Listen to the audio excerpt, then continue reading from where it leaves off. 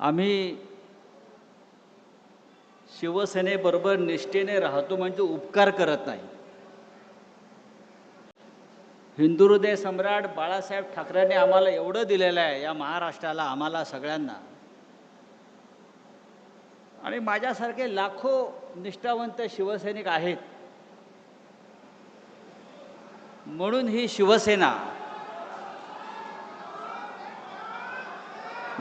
शिवसेना अनेक संकटामध्ये, वादळामध्ये उभी आहे. आणि एक सांगतो, कृषी उत्पन्न बाजार समितीमध्ये ही सभा सुरू आहे. इथे शेतकऱ्यांचा माल येतो, विकला जातो, त्याला काय फार भाव मिळत नाही. पण 15 दिवसापूर्वी इथे एक माल आला आणि 50 कोटीला विकला गेला. तुमचा खासदार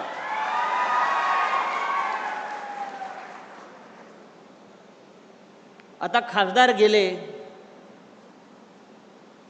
गेले म्हणजे गेले. आता आपल्यासाठी ते गेले. आता त्या दुखवट्याला आपण आलेलो आहोत.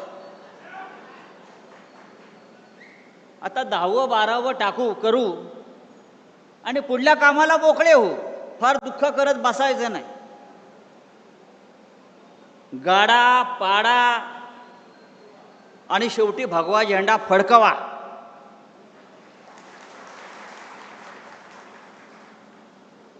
$50 कोटी भाव झाला त्याचा. 50 कोटी. खरं म्हणजे या बाजारात त्याला कोणी 500 रुपयाला घेतलं नसतं. तो शिवसेनेमध्ये आला, त्याला माननीय उद्धव साहेबांनी खासदार केला, त्याच्या खांद्यावर भगवी शाल टाकली आणि म्हणून त्याची किंमत 50 कोटी झाली. उद्याच्या निवडणुकीत 5 रुपये पण त्याची किंमत राहणार नाही. अशा पद्धतीनं ही निवडणूक होणार आहे. मला आश्चर्य वाटतं, उद्धव साहेब विकास निधीसाठी गेले. विकास निधी,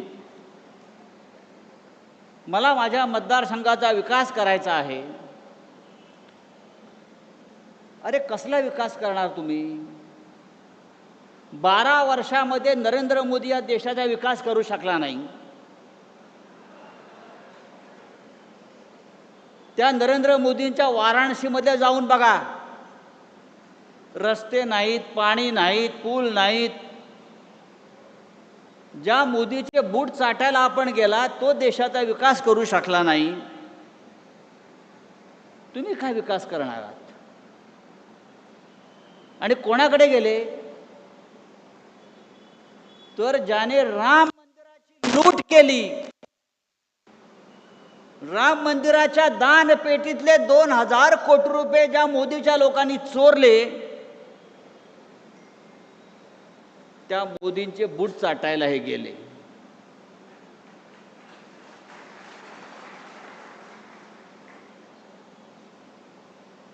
तर देशमुखला जाऊन सांगा,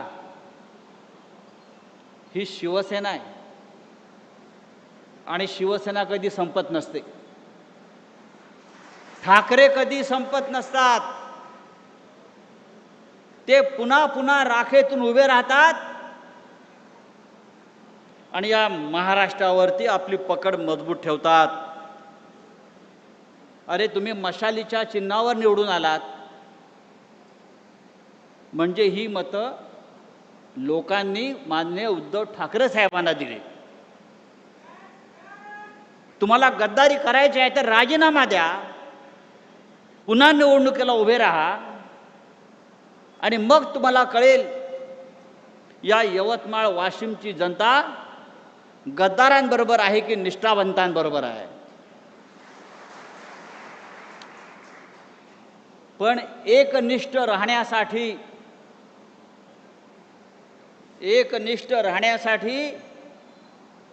आई नेक आणि बाप एक असावा लागतो. आम्ही सगळे एकनिष्ठ आहोत आणि हा एकनिष्ठांचा सागर, महासागर लाटा या गद्दारांना तडाखे देऊन तुडवल्याशिवाय राहणार नाहीत. उद्धव साहेबांचं काल नागपूरला आगमन झालं. प्रचंड गर्दी, प्रचंड. मग जिथे नजर जाईल तिथे माणसं त्यांच्या स्वागताला उभी.